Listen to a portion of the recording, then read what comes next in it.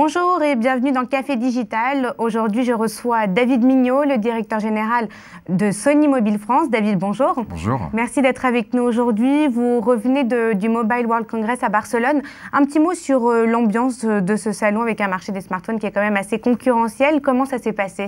Nous, c'était un très bon cru, un très bon Mobile World Congress, puisqu'on a confirmé le lancement de nos derniers smartphones, le Xperia Z, qui a été lancé très récemment, avec un très gros succès. Et on a profité de ce salon pour annoncer un nouveau produit, en l'occurrence une tablette, l'équivalent de ce smartphone en version tablette, la Xperia Tablet Z, qui a reçu 7 awards, soit de la meilleure tablette, voire du meilleur produit du Mobile World Congress.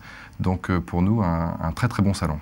Et un mot sur l'atmosphère au sein du salon. Est-ce que le Mobile World Congress reste le salon incontournable? On a l'impression qu'il a quand même un petit peu perdu de sa grandeur, de son prestige. Alors, il n'a pas perdu de son prestige, parce que ça reste un salon effectivement incontournable sur le marché de la mobilité. Et la mobilité, les smartphones, les tablettes, restent des marchés qui sont extrêmement dynamiques. Alors après, il y a peut-être un peu moins d'annonces qu'il y a eu par le passé, mais en l'occurrence, c'est un marché extrêmement important. En France, il va se vendre en 2013 plus de 15 millions de smartphones. C'est encore en croissance par rapport à l'année précédente, où il s'est vendu environ 13,5 millions de smartphones. Et sur le marché des tablettes, même chose, très dynamique. Il devrait se vendre plus de 5 millions de tablettes en France. Donc vous voyez que l'actualité high-tech, elle est résolument sur les smartphones et les tablettes. Alors il faut rappeler qu'en France, vous êtes le numéro 3 sur les smartphones, quand même assez loin derrière Apple et Samsung. Et vous avez déjà annoncé que vous comptiez doubler cette année votre part de marché en France. Comment est-ce que vous comptez rattraper ce retard? Alors déjà, c'est une très belle performance, puisque Sony est arrivé sur ce marché des smartphones il y a quelques mois seulement. Et donc en quelques mois, nous avons réussi cette performance d'être numéro 3 du marché, 8% comme vous le signalez. Notre ambition, c'est de doubler cette part de marché. Environ 1 million de smartphones. Avec un peu plus d'1 million de smartphones vendus sur ce marché. L'ambition, c'est de doubler cette part de marché en 2013. Pour ça, la recette, elle est assez simple en ce qui nous concerne. Je vous le disais, c'est un marché extrêmement dynamique, ce marché des smartphones, qui équipe aujourd'hui un Français sur deux, donc qui va équiper de plus en plus de Français. Et les utilisateurs découvrent qu'on fait de plus en plus de choses avec son smartphone. En l'occurrence, peut-être un peu moins téléphoner et moins de SMS, mais 70% des usages sur un smartphone sont sur de l'usage multimédia, que ce soit de l'Internet, que ce soit de la photo, de la vidéo, du jeu, de la musique. Et ce sont des domaines dans lesquels Sony est un expert. Donc Sony va apporter toute cette expertise pour apporter une meilleure utilisation de son smartphone. Et est-ce que vous comptez vous baser uniquement sur le Xperia Z justement pour atteindre ces objectifs? C'est quand même un téléphone haut de gamme avec un prix de 649 €. Ou est-ce qu'il y a d'autres modèles sur lesquels vous misez pour justement rattraper cette part de marché ou arriver à atteindre cet objectif? Alors, c'est un des modèles, ça sera le modèle le plus haut de gamme, mais on a d'ores et déjà dans la gamme des smartphones plus entrée de gamme. On a annoncé récemment le lancement du Xperia E, qui est un smartphone entrée de gamme qu'on va trouver aux alentours de 149, 169 €, donc qui va adresser un autre segment de marché. Mais notre volonté, c'est bien d'être présent sur le marché haut de gamme, le segment haut de gamme. La volonté de Sony, c'est de premiumiser son offre sur le marché des smartphones. Et ça ne veut pas forcément dire peu de volume. Au contraire, on a lancé le 18 février ce smartphone, sur notre site internet notamment. On avait prévu 15 jours de stock. Les 15 jours de stock que nous avions prévus, qui étaient déjà sur des volumes assez ambitieux, on les a vendus en 4 heures. Ce qui prouve bien que, Sony est extrêmement attendu. Donc il y a de la place pour un troisième acteur. Alors non seulement il y a de la place pour un troisième acteur, mais s'il y a de la place pour un troisième acteur, c'est bien Sony qui revendique cette place-là. Je vous parlais de ces usages multimédia qui sont importants, mais il y a aussi d'autres choses qui se développent. On rentre dans un nouveau cycle parce que les consommateurs découvrent aussi qu'ils souhaitent pouvoir partager plus simplement leur contenu avec d'autres écrans. On rentre dans un univers d'écrans connectés. Et pour ça, Sony a aussi une expertise, puisque Sony est présent non seulement dans les smartphones, les tablettes, mais aussi les PC et les télés. Et l'enjeu pour nous, c'est de simplifier... Et les consoles.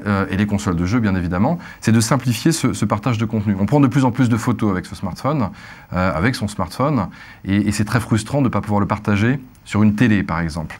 Et bien pour ça, on a décidé de rendre la vie beaucoup plus simple à nos consommateurs, et on intègre une technologie ouverte qui s'appelle le NFC, La technologie sans contact. Sans contact, tout à fait. Et ce que nous avons annoncé très récemment, c'est un nouveau téléviseur qui intègre également cette technologie NFC dans la télécommande. Pourquoi dans la télécommande? Parce que quand vous êtes dans votre canapé, et a priori la télécommande à côté de vous, si vous voulez faire apparaître vos photos, vos films sur votre écran de télé, il suffit d'effleurer avec ce smartphone qui est également NFC. Et là, l'intégralité de ce que vous avez à l'écran, donc c'est une duplication littérale de ce que vous avez à l'écran, de votre smartphone, apparaît sur l'écran de télé. C'est-à-dire qu'une fois qu'on a mis un pied dans l'univers Sony, on y reste. Une fois qu'on a son téléphone Sony, il faut le téléviseur Sony également, la console, pour que tous ces appareils soient en réseau. Alors, c'est plus simple que ça en réalité, parce qu'on n'impose rien. Le NFC, c'est une technologie ouverte qui peut être utilisée par des tas de constructeurs. En l'occurrence, ce que nous proposons, et c'est déjà le cas sur la tablette et le smartphone, c'est tout d'abord une cohérence de design. Vous voyez que ces deux produits, la tablette et le smartphone, sont extrêmement similaires en termes de design et de finition. C'est aussi une cohérence en termes d'expérience utilisateur. La façon d'utiliser votre contenu ici, vos photos, vos vidéos, entre le smartphone et la tablette sont exactement identiques.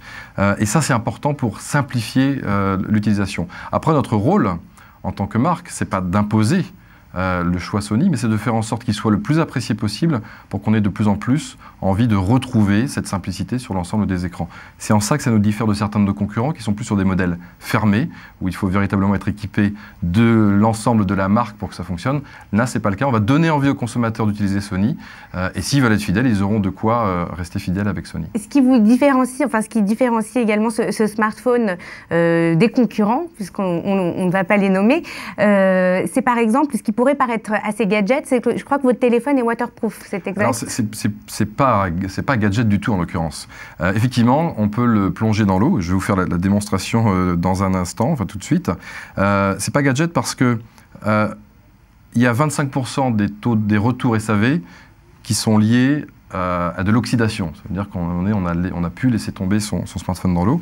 Et là, vous voyez que il suffit de le plonger dans l'eau.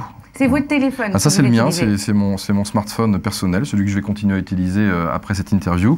Et vous voyez qu'il résiste très bien à l'eau, il est entièrement sous l'eau. Il peut même aller jusqu'à 1 mètre sous l'eau pendant 30 minutes, c'est ce que dit la norme. Et donc vous voyez qu'il performe extrêmement bien. Donc non seulement ça va résister au choc de la vie, on va dire, de faire laisser tomber son smartphone, mais aussi, pourquoi pas, filmer sous l'eau. C'est quelque chose que vous pouvez faire dans une piscine notamment, pour vous amuser. Donc c'est le seul smartphone aujourd'hui qui est capable de faire ça sur un design aussi épuré sur un smartphone haut de gamme. Et la tablette est également waterproof, je suppose? C'est également ce qu'on a intégré dans la tablette, ça fait partie de la cohérence en termes d'usage. Cette tablette est également waterproof, la même norme, donc vous pouvez imaginer être dans votre bain, regarder vos photos, vos vidéos, ou surfer sur Internet, ou dans votre cuisine, si vous faites la cuisine, il n'y a pas de risque d'éclaboussure, ça restera parfaitement à ça. Et vous avez quelles ambitions pour la tablette? Alors pour la tablette, c'est un marché qui est extrêmement concurrentiel, comme vous le savez, surtout sur le segment haut de gamme. Notre ambition première, c'est d'apporter une offre sur le segment Android haut de gamme,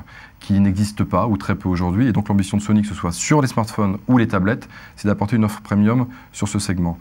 L'autre ambition pour nous, c'est aussi de surfer sur la vague 4G. En 2013, on va beaucoup entendre parler de la 4G. Les opérateurs vont en faire largement la promotion. Là, encore une fois, sur smartphone ou tablette. C'est le premier téléphone 4G que vous lancez? Le Xperia Z est le premier téléphone smartphone 4G qui est sur toutes les normes, sur toutes les bandes de fréquences. Cette tablette sera également 4G. Et là, ce qu'on va vouloir étudier, c'est des offres que vont développer les opérateurs où, par exemple, sur un abonnement 4G, ils vont pouvoir proposer multi-SIM, 2 SIM en l'occurrence, et donc vous pourrez avoir deux cartes SIM pour un seul et même abonnement 4G que vous pourrez utiliser indifféremment sur votre smartphone ou votre tablette. C'est aussi le nouvel écosystème dans lequel on est en train d'entrer. Les consommateurs vont choisir l'écran qui est le mieux adapté à la situation, et après, leur usage, leur consommation Internet, leur consommation en tout cas de l'abonnement se fera indifféremment, que ce soit sur un smartphone ou une tablette. Merci beaucoup David Mignot. Merci beaucoup. Je rappelle que vous êtes le directeur général de Sony Mobile France. Café Digital, c'est tout pour aujourd'hui. On se retrouve la semaine prochaine avec un nouvel invité.